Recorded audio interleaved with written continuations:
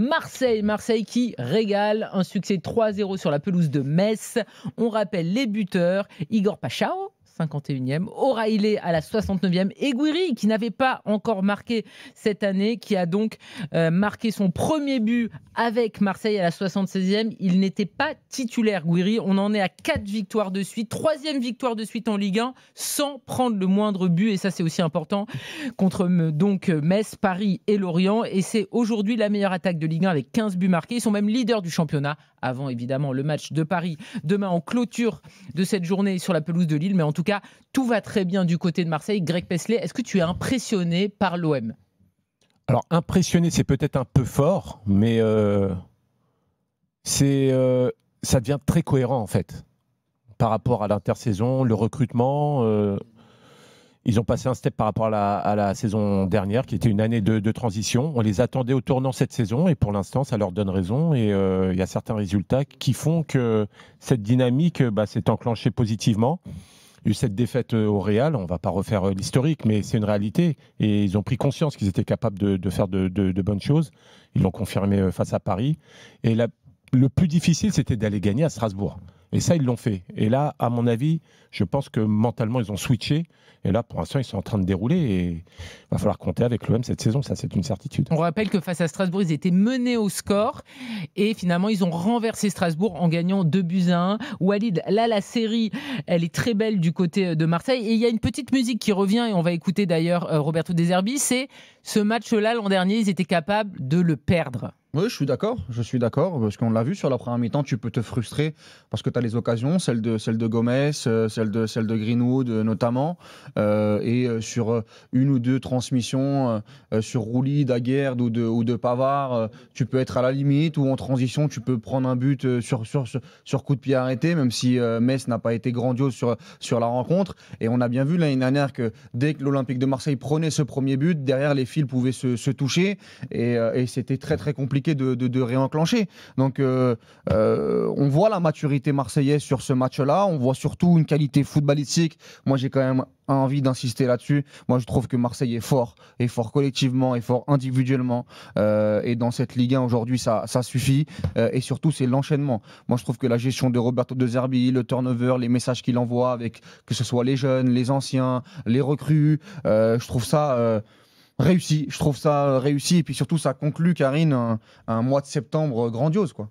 C'est-à-dire que ça avait été catastrophique au mois d'août. Cette trêve a fait beaucoup de bien. Ils sont revenus sur le match contre Lorient avec les nouvelles recrues. Les recrues se sont très vite intégrées parce que y a des joueurs de grande qualité qui sont arrivés à l'Olympique de Marseille, mais il faut les mettre en place, il faut les satisfaire, il faut un partage de minutes comme Roberto De Zerbi le fait sur les dernières semaines pour satisfaire un peu tout le monde, pour que tout le monde prenne du rythme. Et pour l'instant, c'est super. C'est super pour l'Olympique de Marseille. Sur le match de ce soir, cette deuxième mi-temps où tu as un O'Reilly qui a passé la deuxième, un Pachao décisif, un Robinho Vaz qui rend la confiance que De Zerbi lui donne, cette volonté d'aller mettre le deuxième, le troisième, même le quatrième sur les dernières minutes, même s'ils sont tombés sur un Fischer encore très bon. Voilà, Marseille, on les attendait sur les gros rendez-vous, et on les attendait aussi sur les petits rendez-vous. Comment ils allaient enchaîner l'enchaînement tous les 3 jours. Bon, pour l'instant, j'ai envie de dire que cette trêve, elle arrive au pire des moments, quoi. Parce que l'Olympique de Marseille pouvait continuer. Ça peut couper un peu cette dynamique. Mais c'est vrai que là, ils ont le smile. Là, ça se passe très bien. Et donc, pourvu que ça dure pour les Marseillais. Après, ce que j'ai aimé, moi, c'est. Et on l'avait pointé du doigt déjà la saison dernière. C'était l'aspect défensif qui faisait défaut à cet Olympique de Marseille.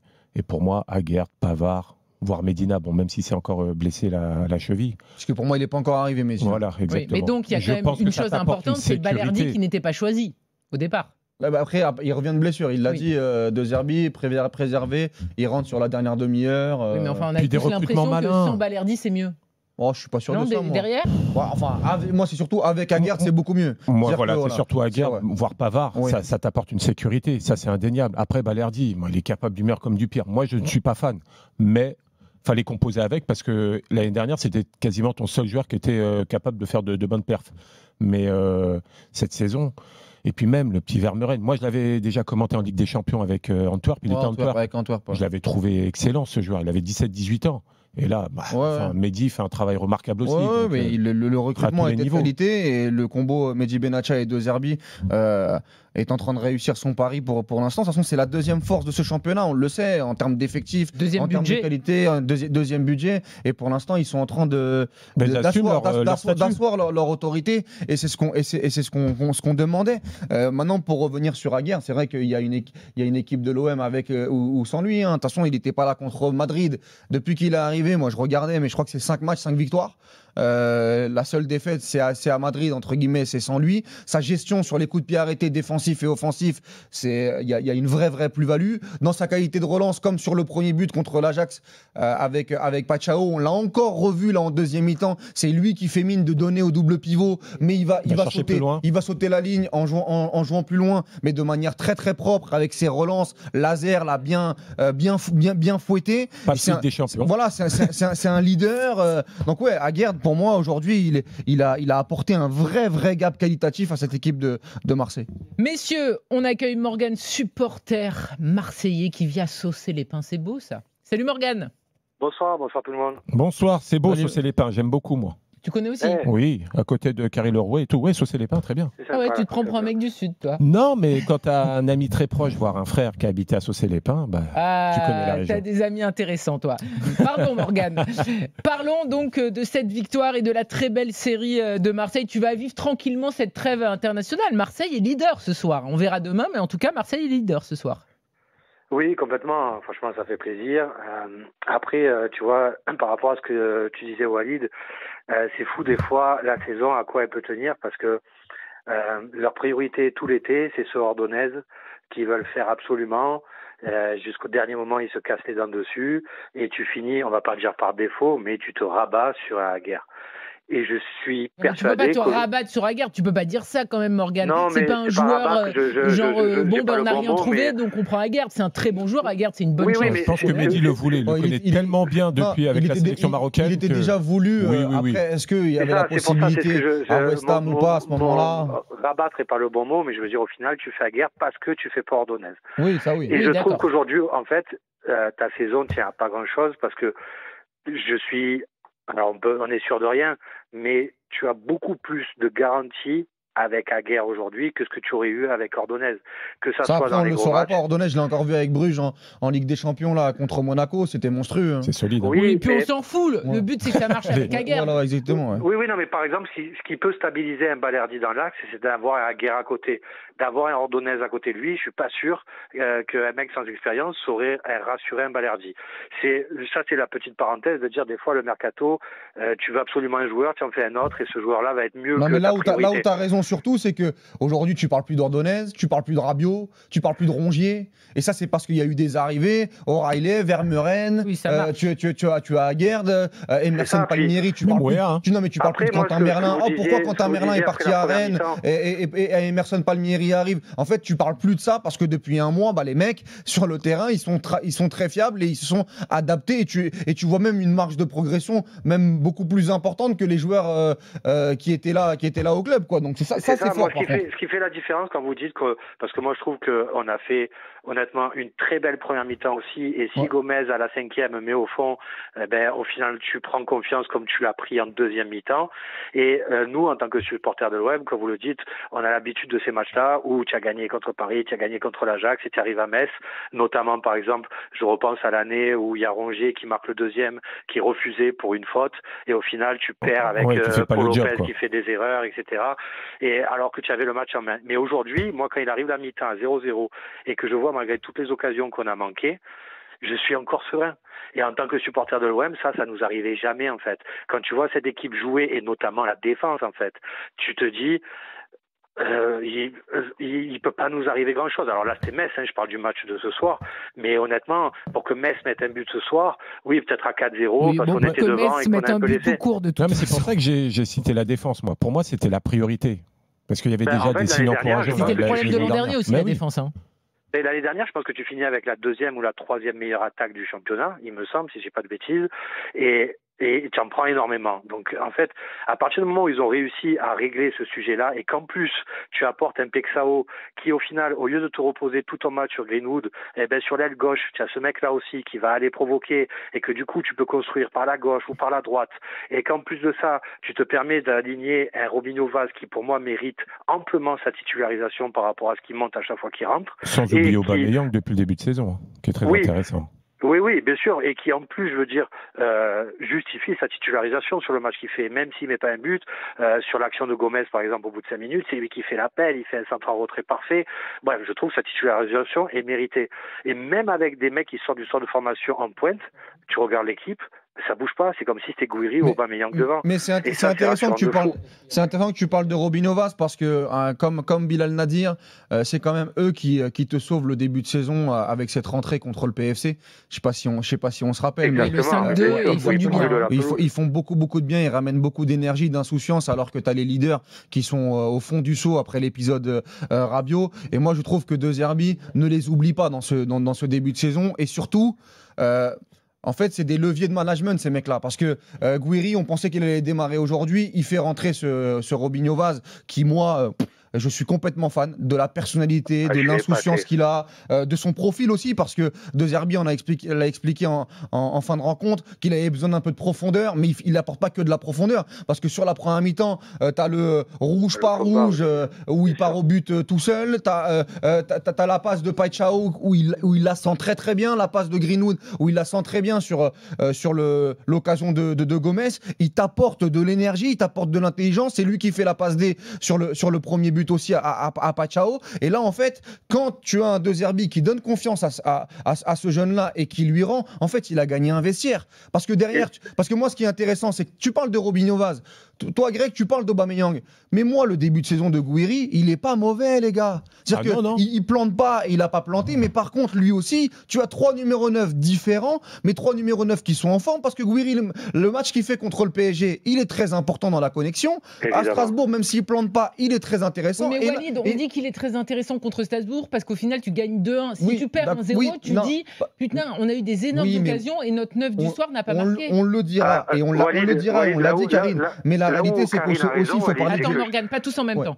C'est aussi, il faut parler du contenu et de ce qu'il réalise footballistiquement dans l'expression collective que veut mettre en place De Zerbi. Et Gouiri, même s'il ne marquait pas, ce n'était pas un point mort, c'était pas un point mort, c'était pas un handicap. Et sa rentrée, elle est très très bonne ce soir et elle montre que ce groupe, il vit très très bien. Parce qu'il y a beaucoup de joueurs qui auraient pu dire moi, je vous ai ramené en Ligue des Champions l'année dernière, comment ça je passe derrière le petit Robinho après Metz et je rentre pas une minute contre l'Ajax. Et il rentre et il fait une super rentrée. Et ça, moi, j'ai envie d'insister là-dessus parce que ça montre que le groupe, il vit bien. On va l'écouter, Gouiri, mais Morgan, c'est vrai que forcément, les choses ont bien tourné pour Marseille, parce que Strasbourg, c'est très important. Si tu perds, même en faisant un bon match, tu te dis, attends, est-ce que finalement la saison est vraiment lancée? Est-ce que face à Paris, c'était pas juste un moment rêvé où tu es sur ton petit nuage? Je veux dire, ce match face à Strasbourg, il est quand même très important. Et on a une autre lecture parce que Marseille renverse Strasbourg et parce que finalement, tout le monde a oublié que Gouiri a raté des occasions énormes.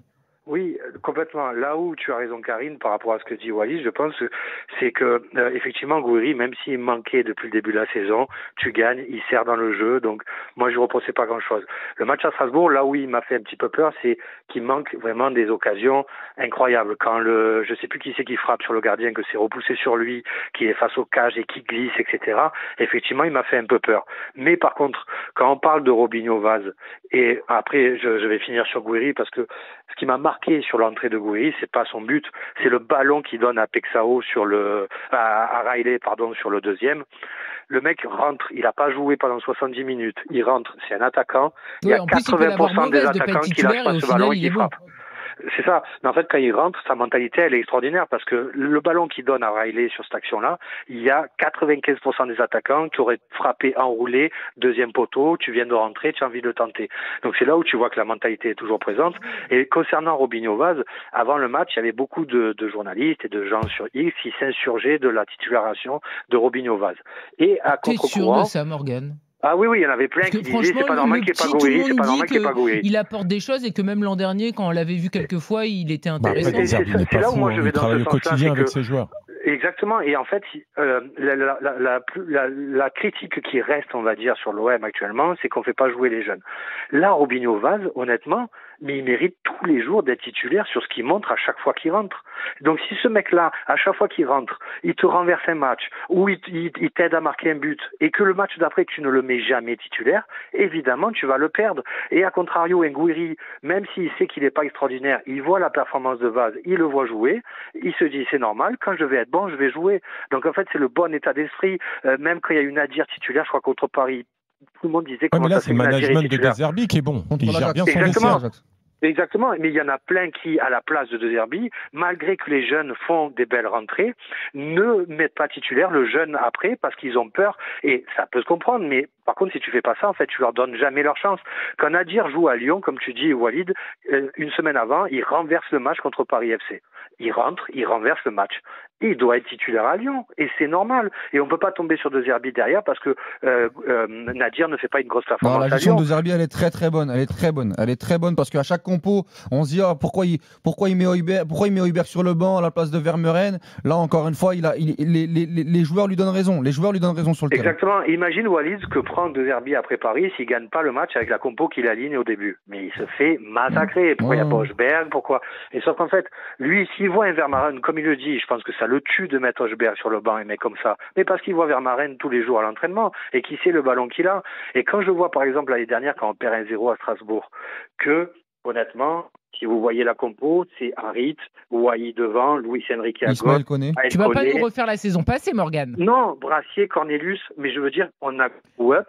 Enfin, on a monté d'un niveau qui est impensable. Parce que l'équipe que tu avais l'année dernière, c'était jamais serein. On est toujours avec Morgane, mais une chose importante, on vous l'a dit, Mbappé est touché après le match face à Villarreal et le succès 3-1 du Real Madrid. Et donc, Edgar Grolot nous dit que Xabi a dit « On ne peut pas dire qu'il est forfait pour les Bleus. Aujourd'hui, il a une petite gêne. Il devra être évalué en sélection. On va voir l'évolution et on espère qu'il n'aura rien de plus grave. » Donc, à suivre toutes les informations, évidemment, sur le site RMC Sport. Il souffre pour l'instant d'une légère entorse de la cheville droite. Voilà pour les infos concernant Kiki. Morgane, je te l'avais promis, tu es toujours avec nous. Super, merci. Aussi. Petite parenthèse, il n'a pas besoin que le Madrid demande à pas y aller, puisque quand il est en Suède, qu'il va aller en boîte de nuit, il peut y aller, il n'y a pas besoin. Juste, il appelle Deschamps, il dit je viens pas. Non, mais Morgane, qu'est-ce que c'est que ça? Non, ça y est, c'est fini. Morgane, on t'a laissé pour ça, on t'a laissé pour ça. J'étais obligé. Non, tout ça par clubisme en plus. Ouais, surtout que tu fais ce que tu veux quand t'es off. Et moi, je trouvais ça très bien pour une fois que des footballeurs aillent Hot Park à Dubaï et à Miami. Stockholm, c'est une très belle ville. Ouais. Alors, je sais pas s'il l'a visité, mais c'était une bonne idée. En ce moment, tu nous fais ce soir, c'est Karine et les voyages. Ah, moi, j'adore les voyages. Ah, d'accord, ok. Tu nous feras ton petit top 3 de destinations. Oui, alors je mets pas Stockholm dedans. D'accord, ok, d'accord. Mais Morgane, il a l'air d'aimer Stockholm. Il m'a dit oui, non? Ah oui. Ah bah oui. Tu vois? Même la Suède, tout court, c'est un super pays. Voilà, exactement. C'est validé. C'est validé. Bon, Morgane, terminons sur Marseille, parce que là, ça devrait bien se passer. Les prochains matchs, j'ai regardé, réception du Havre, et après, il y aura un déplacement au Sporting Portugal en Ligue des Champions. Donc toi, tu es assez confiant, c'est un calendrier. Ça, le Havre et le Sporting Portugal, ça doit pas faire peur à Marseille. Attention, Sporting. Attention. Alors voilà, le Sporting, moi je m'avance pas sur la Ligue des Champions, parce que tu sais jamais le match que tu vas avoir, et c'est quand même un niveau qui est, je vais pas dire que nous on est au-dessus, alors qu'on a joué 2 fois en 10 ans. Pour l'instant, c'est très bien. Mais la seule chose, sans enflammer, parce que je sais qu'à Marseille, on s'enflamme beaucoup, ce qu'on peut dire, je pense, au jour d'aujourd'hui, c'est que si Paris n'est pas là, on sera là pour les embêter cette année. Je pense que c'est le constat qu'on peut faire, c'est que si Paris continue à avoir des blessés et quelques contre-performances, parce qu'aujourd'hui, ils ont perdu que contre nous, même avec leurs blessés, je pense que cette année, on sera là. Alors qu'il y a des fois où eux n'étaient pas forcément là, et nous non plus. Et vous non plus, oui. Je pense que pour le coup, cette année, s'ils font l'erreur... Il n'y aura pas 20 points d'écart, en tout cas. Ça, c'est une certitude. C'est ça. Et je pense que le championnat va être un peu plus intéressant. L'OM a une équipe pour faire 2,20 points par match en moyenne. Après, ça dépend, Walid, de la saison de Paris. C'est pour ça que je dis si Paris n'est pas là. Parce que bien évidemment le que tout va dépendre de Paris, en fait. Tout va dépendre de Paris, mais moi, j'ai pas attendu ce soir et les bons résultats pour dire qu'il y allait avoir un semblant de match cette année. Alors, bien évidemment, Paris sera champion. À Strasbourg, quand même. Paris sera champion, mais en tout cas, l'Olympique l'Olympique de Marseille, pour moi, sera à moins de 7 points cette saison et montrera en régime par rapport à l'année dernière en termes de résultats. Parce que dans les 2 surfaces de réparation, je répète, cette équipe-là, elle a vraiment upgradé en termes de qualité et je vois pas l'OM perdre beaucoup de matchs cette saison en Ligue 1. Parce que là, on parlait de la Ligue des Champions avec le Sporting, mais le calendrier, c'est tu reçois Le Havre, tu vas à Lens. Moi, je pense que tu peux gagner à Lens. Tu reçois Angers, tu vas à Auxerre, tu reçois Brest. Sur les prochains matchs, sincèrement, je vois pas l'Olympique de Marseille lâcher beaucoup de points. Aujourd'hui, avec les certitudes que tu as, avec le pouvoir individuel de nuisance, franchement, et puis je répète, tu as un très bon coach sur le banc. Il y en a qui veulent pas le voir, il y en a qui veulent pas le dire, mais tu as un très très bon coach sur le banc et je pense que l'Olympique de Marseille va faire une très grande saison de Ligue 1. Merci beaucoup Morgane d'avoir été avec nous. Belle soirée à toi. Juste une petite question rapidement, Greg Pesley, tu réponds et après on repart à Madrid. Il y a Caraco qui nous dit, et c'est intéressant, le temps de jeu actuel de Vaz est-il une préparation du minot durant la période de la CAN? Parce qu'on rappelle que Aubameyang et Gouiri, a priori, ils ne seront pas là. Ils partent à la CAN. Donc il faudra bien un 9. Oui, ça va être une solution très intéressante. Donc c'est bien de commencer à le faire jouer de plus en plus. S'il continue comme ça, le sélectionneur sénégalais, il peut le sélectionner. Hein. Ah oui, non, mais non, Walid, il y aura qui là? Ah bah oui, non mais d'accord, mais s'il continue comme ça... Ça peut aller très vite, ouais. Ah bah voilà. Ouais. Après, tu peux faire jouer Greenwood en 9. Aubameyang avec le Gabon, il va pas il va revenir assez rapidement, je pense. Ils sont pas favoris. Non mais Gouiri avec l'Algérie, tu sais... Voilà, tu sais pas ce qui peut se passer. Peut-être qu'il peut sortir en 8e, en quart de finale. Donc, je crois qu'il n'y a pas énormément de matchs non plus dans le calendrier de l'Olympique de Marseille.